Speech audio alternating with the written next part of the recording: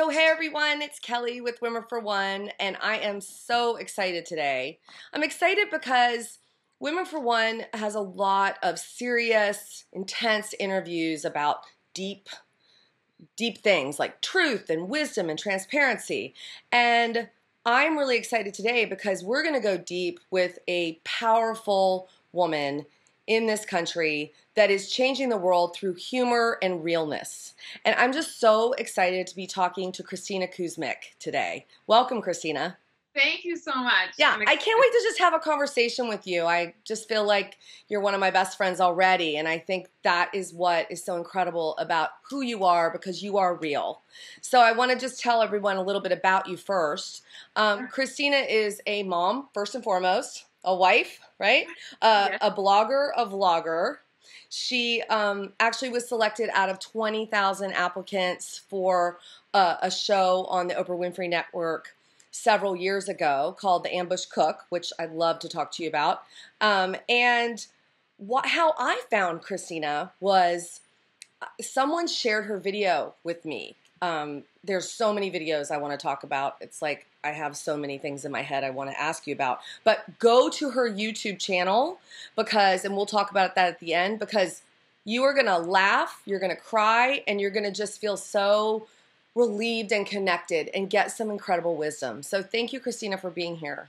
Thank you. I'm excited to talk to you. Yeah. So I think first, at Women for One, we're all about sharing our truth and our story so that other women can feel less alone and more uplifted. So can you just give us a quick snippet of your life and how you came to be where you are now?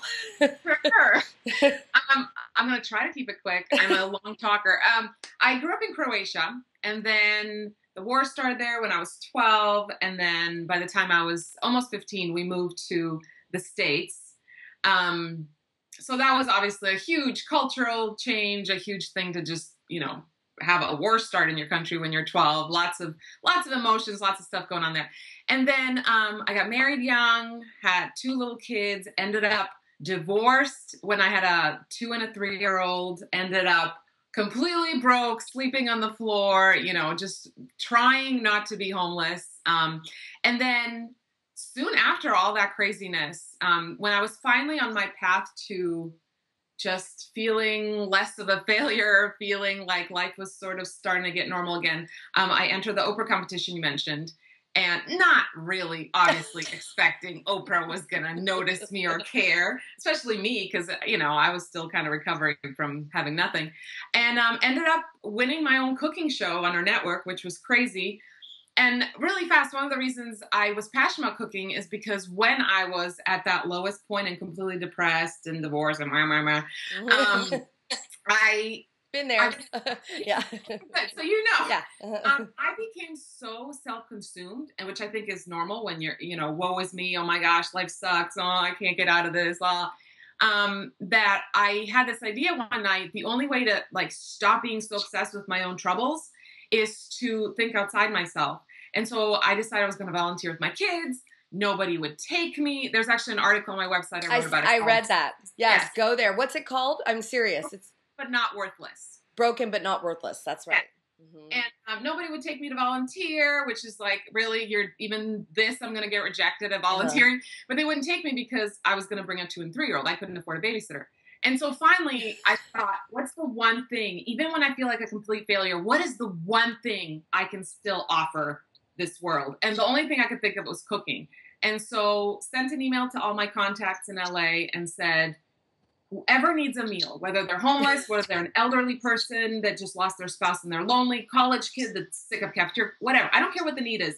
My apartment every Wednesday night. And I took the very little that I had, and would cook like pasta or something cheap. But I ended up feeding people on Wednesday nights. And that was my path to healing, is feeling like, oh my gosh, even when I feel like I have nothing, I still have something to offer, which I'm a big fan of. Everybody has something, and that little can be turned into something great. And my great came from getting my self-confidence back, all that stuff. So anyway, all that to say, that was the reason I was passionate about cooking, because I felt like cooking saved me in a way out of this depression, out of this feeling like a loser. And then now I love cooking still, but now I'm really more focused on parenting. I have a teenager, a preteen, and a toddler all at the same time. It's like, I don't even have the words for it. So obviously I'm passionate about trying to keep my children. Keep yourself sane and your children. Right. The sanity for me is really important too, but also just trying to raise decent human beings. Right. And speaking of that, the reason I found you was I have 6 of my own. I have 3 stepchildren and 3. Bless you. 6 is a lot.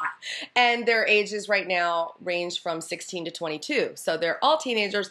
And I have a 1.5-year-old dog that is basically a teenager right now. Oh my gosh. And they're all home for the summer. What's you saying? Woo! So I totally relate, and I need that laughter and that humor, but also that realness and connectedness that you provide on your videos. And when I saw the video, I'm your parent, not your friend. I don't know. Maybe you can name it more effectively than that. Is that what it's called? I called it, I'm not your friend, kid, in parentheses, because I love you. Yes, right. I was laughing so hard, but I was also like, yes. You know, it's so great. And I actually showed it to my husband's best friend's wife on a trip last week. She reposted it. She's like, this is it. This is me. So why do you think so many women resonate with what you're saying? I mean, that's kind of an obvious question, but I'm curious, you know, where did you get all that wisdom from? Oh, you're so sweet. I don't know how much wisdom I have. I'm just sort of, I'm winging it like we all moms are. But for me, that concept of, I feel like that must be a new thing because my mom's generation was not trying to be all BFFs with their kids. Right. So I feel like it's more this generation. Maybe it's parents who were raised too strict and now they're going to the other extreme. Mm-hmm. And I'm not a fan of being in any way a dictator, but I hate the idea of like, oh, my kid really wants it and I don't want to hurt their feelings, so I'm going to give in. Because I really think we're just raising enabled brats, and I'm so sick of adults that act like brats. I'm like, aren't there enough children that act like brats, and they're going to every once in a while, and we deal with it. I don't want to deal with adults who are being brats too. Like, let's minimize the population of brats in this country. So I know, I totally relate to you. Like when I meet those people, I'm like, wow, they're kind of like when you talked about woe is me. It's like they're in their victimhood, right? Yeah. They're just, and you know, going back to that space of when you talked about the service, when you served, when you let go of worrying about yourself, right? Teaching that to our children as well, would you say? And that's actually a big thing. I was talking to my teen just a few weeks ago. He's going through the typical lack of confidence, you know, all that kind of insecurities, all the stuff that teens feel, right? Right. And I was thinking about how many of his friends are going through it, and their parents a lot of times go, oh, I'll take him shopping. Oh, I'll get him a better cell phone. Oh, and then he'll feel confident because he'll have the newest gadget. And my solution to that was, dude, you and I are going to go volunteer somewhere together because you know what's going to make you feel confident? Like you're contributing something to the world. Owning the latest, you know, tablet or whatever, that's nothing. That's shallow. Going to play Pokemon. Exactly. That's going to make you feel good for like a week, maybe, tops. Mm-hmm. But going, oh my gosh, I put a smile on that person's face. Mm-hmm. I fed that person who was hungry. That's that. And I feel like that's lacking right now. Parents aren't teaching their kids about where real confidence comes from, which is giving from ourselves, not getting, giving. That's where true confidence for adults or teens or even little kids comes from. I so agree. And I think, you know, you will see this if you haven't already. There's all these requirements in school now to do community service, like community, you know, and I'm like, the requirements that you have to fulfill to graduate, sometimes I'm like, okay, they should just somehow want to do it. I mean, it's a wonderful thing because it's the impetus to get them there. And then stay there and consistent. But sometimes I wonder, like, yeah, I have to go volunteer for 30 hours for this, or I have to volunteer for this. And it's like, how do you get them from that space to, wow, this really changed me, not the other people, right? And I think we have to be an example from when our children are really young, right? They have to see us doing it. I saw my mother always helping the needy. I mean, it was just, she didn't talk about it. She didn't force me to ever volunteer, but I just saw her doing it and it made me go, oh, I get, you know, I want to do that. Oh, wow. Look how she changed that person's life. Wow. So very typical parenting answer, but they have to see the example in us. You know, if we're like not caring at all, and then we're forcing them to community service, that's going to be a little rough, and they're not going to, be into it. Right. Yeah. You have to do it, even though I don't. Right. The other thing I wanted to switch gears about for a moment was the video that you did on 4 things not to wear once you become a mom. Yes. Because I feel like I listen to that, and it is everything I so believe and that I write about all the time. So I kind of wanted to just walk through some of the points, but let's leave a teaser for the people so they go and watch it, because it's so funny, but it's so right. I've gotten some people commenting, they didn't even watch it. They just judged it on the title, which is 4 things a woman should stop wearing after becoming a mom. And they were like, if one more person tells me to stop wearing leggings after 30, I'm like, it doesn't really have to do with clothes. I just sort of teased you into it. I'm actually so sick of those lists of women being told how to wear their hair after a certain age and what to dress. So I decided to do a play on that and talk about what really matters. That's great. So with that, the first one, can you give like the first 2? Sure. Yeah. So I believe, I don't know if I remember the order. I believe the first one is other people's expectations. Right. It's the first thing we should stop wearing. I talk about the pressure we feel from other people and I think social media has contributed to that, because it's like, oh, that mom seems to have it all together. And, and we sort of compare ourselves. But just that expectation of what other people believe we should be. And then we try to live up to that and talk about truth. That's like opposite of living our truth. You know what? Like, I don't want to pretend. I don't want to live my life trying to please that stranger that I don't even, who cares? I need to live what I really feel and what so that I feel like most moms, probably every mom I know, has felt that pressure. You feel the pressure. You do. I hate it. And you also talk about guilt in there as well, yes, which I love, because I had 4 teenage girls in the back of my car the other day. I'm driving along, and the girl's like, I feel bad that this and this. And I went, okay, let's do a mantra. Guilt is a useless emotion. Guilt is, because it's just, we're raised on guilt. You know? Oh my God. Yes, I think we're all raised on guilt. And I think that when you become mom, it becomes even worse, because again, it goes back to that whole not being your kid's friend, right?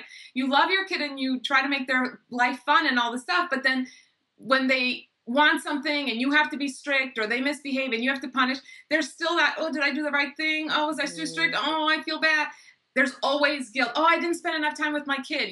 Stay-at-home moms feel guilt for reasons. Working mom feel guilt for other reasons. It's like non-stop guilt. And it's something that's just, it's almost like a disease. Like, we don't even know how to get rid of it. You almost have to like choose in the moment.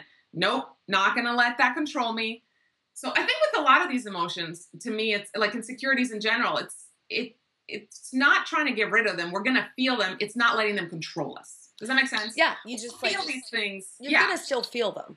Yes. Right? I mean, but you just allow for them. That's what I say. Like, just allow, okay, and let them pass, because they're going to pass.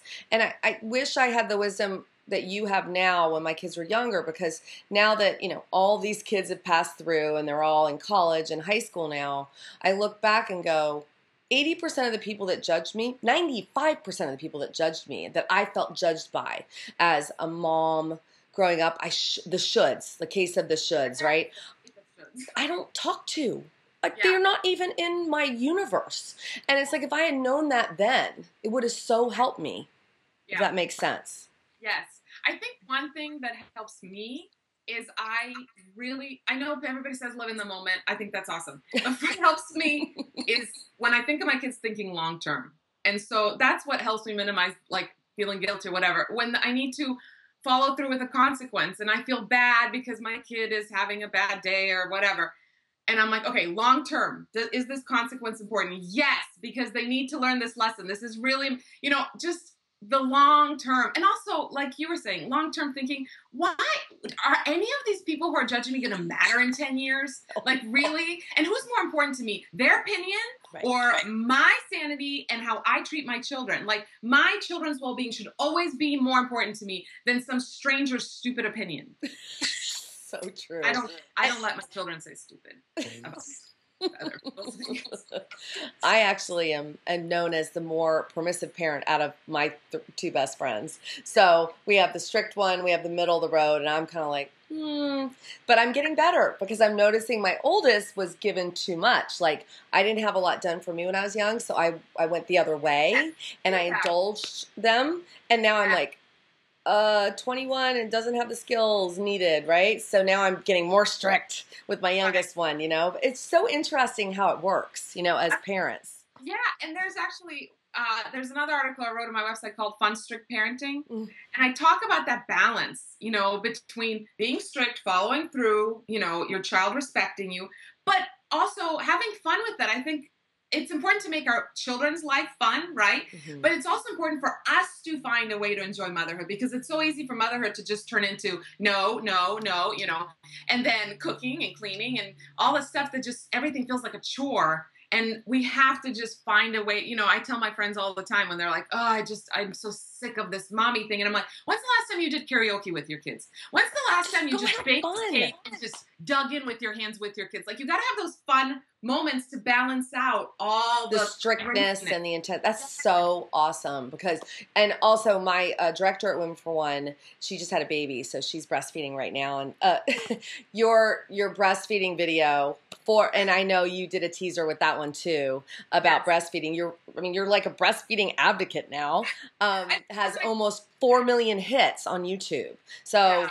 If you want to watch it, if you breastfed 20 years ago or you're breastfeeding now, it is like the coolest video because I laughed so hard. But it's so true. It was so awesome. And my director was like, wow, this is me right now, you know, out there. And it's still an issue.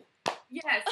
I like using sort of sarcasm and comedy sometimes to point out, you know, how ridiculous certain arguments are. And I think in anything in life, we have to use humor to point those things out or we'll go insane. I mean, I literally would not be a functional person if I didn't handle life with a sense of humor.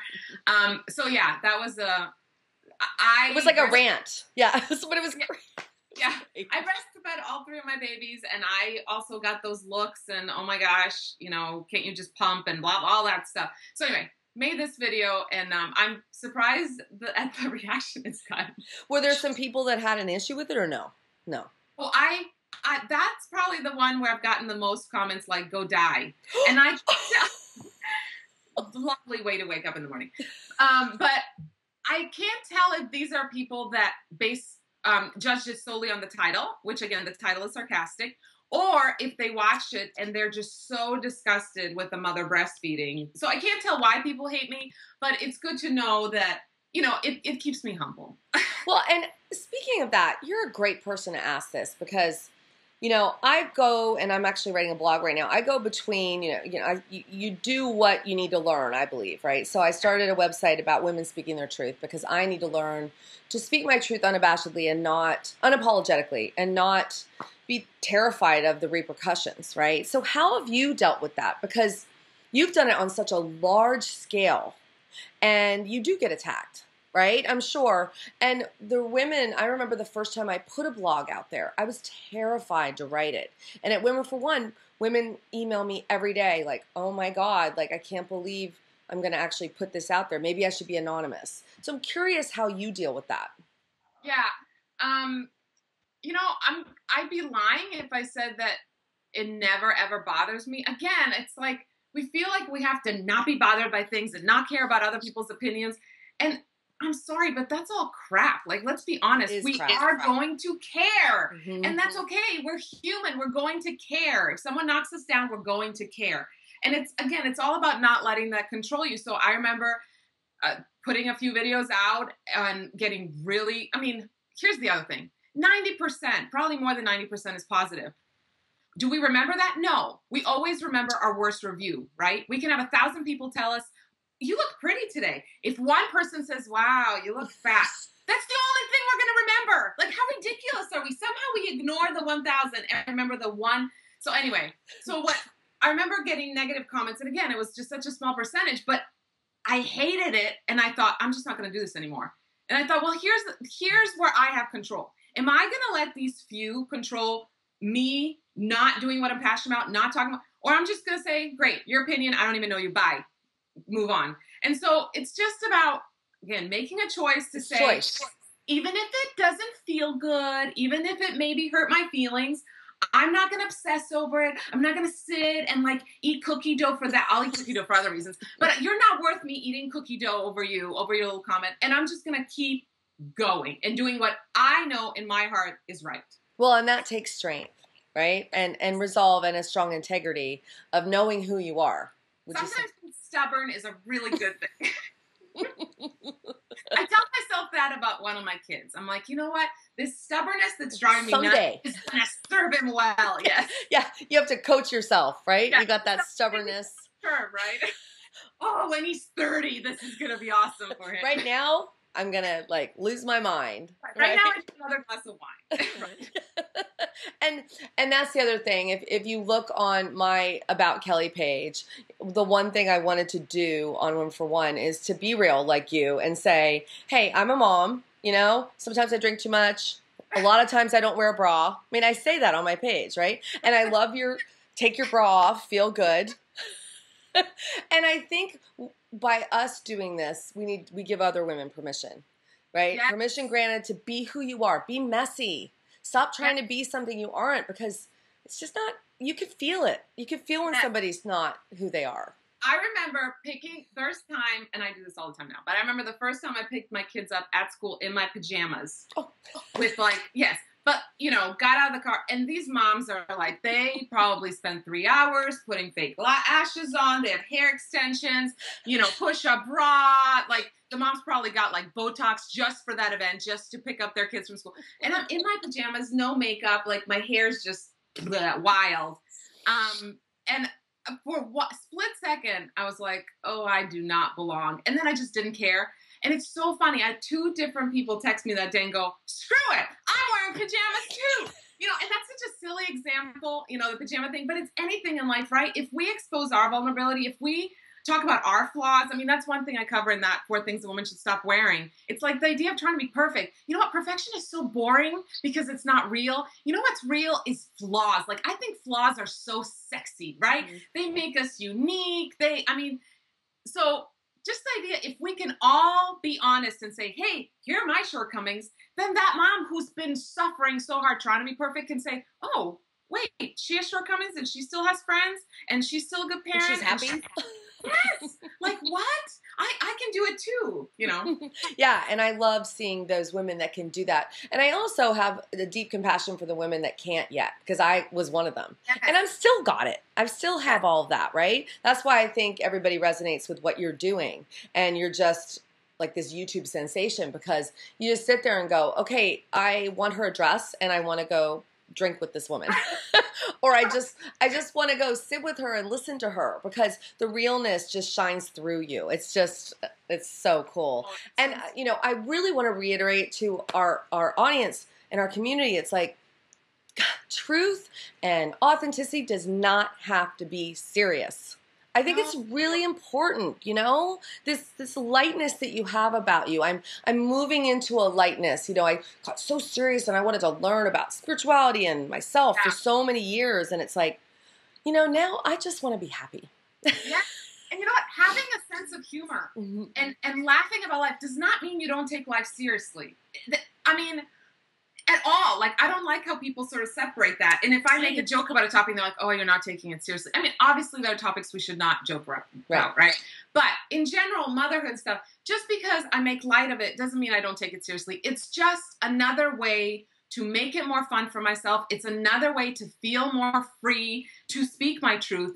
Sometimes it's easier to say things through humor, right? Sometimes it's easier to make a joke than really say, hey, I'm struggling right now. Whichever way you need to use to get it out, say it. Because the best part about life and having a community and having friends and even, you know, having people on the internet to look at their videos is that idea of me too. You know, when you can see somebody and they open up and they tell the truth and you go, oh, me too. She just made me feel normal. Like, I didn't know other people felt that way. That is like the best thing you can give another woman, in specific mother, right? Is to go, give her that feeling where she can go, me too, you just made me feel normal. That's what we all want. We just want to feel normal. Because we all know that we're a little insane. Yeah, we're all a little crazy. Yes. You know, I just talk about my brand of craziness. Everybody that works with me knows I'm a little crazy, but it's just your brand of craziness, you know, and who you connect with that way. Flavor of crazy. Yeah, yes. What's your flavor of crazy? Yes. So, kind of before we wrap up, I do want to ask you, so you grew up in Croatia. I wanted to ask you about your mom. What was she like? How did she raise you to be this, or how did you get to be this unapologetically you? Well, my mom, it's interesting. My mom is actually complete opposite personality of me, like painfully shy. I can't even imagine. But she was just one of those quiet but strong women. She still is. She's still with us. I'm talking about her in the past. But like I said earlier, she was always giving. You know, in Croatia, it's very typical to have someone knock on your door and ask for food, not just, you know, on the street when you're walking by them. And I remember people asking for money, and she would always give them bread or, you know, food. She would never give them money. It was just like little things I picked up. And also, even though she was so quiet, she was very consistent in her parenting. You know, when she said, if you do this, that will happen, then that happens. And no matter what. Yeah, but that I respected her so much. I didn't fear her, but I respect her in a sense of, I can't get away with this. Like, my mother will follow through. She's not kidding, which is why I think that's one of the most important parenting things. You have to follow through on your word, or your kid won't trust you. And if you have no trust, you have no relationship, period, in any kind of relationship. Absolutely. So, but she is just like the most loving, amazing woman. And I got to tell you, a year ago, she got diagnosed with cancer, and it was this rare, aggressive cancer, and it was just shocking to our family. There's no cancer in our family at all, anywhere. So it was a shock. And just the way she's approached life, I'll never forget. I mean, for the rest of my life, I'll remember this one line she said to me. She was visiting me from Croatia. I live in California. And she was cleaning my house and doing all this stuff. And finally, I said, Mom, you are on a vacation. Stop cleaning. And she said, I enjoy it. And I said, no. Nobody enjoys cleaning toilets and doing all this stuff. And she said, you know what? I didn't know if I'd be here today. So yes, I find joy in everything. And to me, oh my gosh, like, why can't we all just find joy in everything? Yes, I hate unclogging the toilet after 3 kids have thrown toys and who knows what in there, you know, but I can look at it 2 ways. I can go, this really sucks. Or I can go, you know what? It's whatever. Turn some music up and dance to some 80s music while cleaning the toilet and make the best of it. It's like, we have a choice to make the best of life. And we're only on this one for a short time. And I don't mean to get cheesy, but that's like the biggest lesson I've gotten from my mom is make the best of it. It's not always going to be great, but can you find that little bit of happy in it? Just that wisdom, that little joy in everything. I agree. Oh, what a great woman. Yeah. And I really want to encourage our community to go also to your blog, the one around when you just visited Croatia as well, right? Didn't you just go there recently? Yes, I just went there for 3 weeks to visit my family. And you showed them, it was a video actually, where you showed your house and what had happened and I'll just give a teaser, gave a lesson in that as well, which really touched me. It was beautiful. Yeah, the video is called From a Recovering Pessimist. Right. Which is a road I am still on. And me too. Yeah. And you know what? I'm not ever going to be an optimist. I'm a recovering pessimist. I will always struggle. I love that. So how can people get in touch with you? Obviously, your website that we'll have on our homepage as well when we feature you and feature this video. But where would you like people to go? You know what? My website is great. Follow my Facebook page, Kristina with a K, last name Kuzmic. Same for Twitter and Instagram. And I try my hardest to really respond to every message and email. Sometimes I don't do great. You actually do. Because I was so moved by your video, and I reached out, and I'm like, oh my gosh, she responded on Facebook. It was amazing. I spent 2 hours just 2 nights ago. I was up till like 3 a.m. responding to messages from like a month ago saying, I'm so sorry it took me so long to respond. But I think that's so important. You know, people tell me, oh, your video helped me, whatever. But you know what? That feedback helps me, and just having that community. I mean, we're meant to be in a community. So it's not a one-way thing. It's a 2-way thing. And if you write me or if you follow me on Facebook and have something to say or have a question, I will do my best to communicate back with you. Thank you so much. Thank you for having me on. It was so fun chatting with you.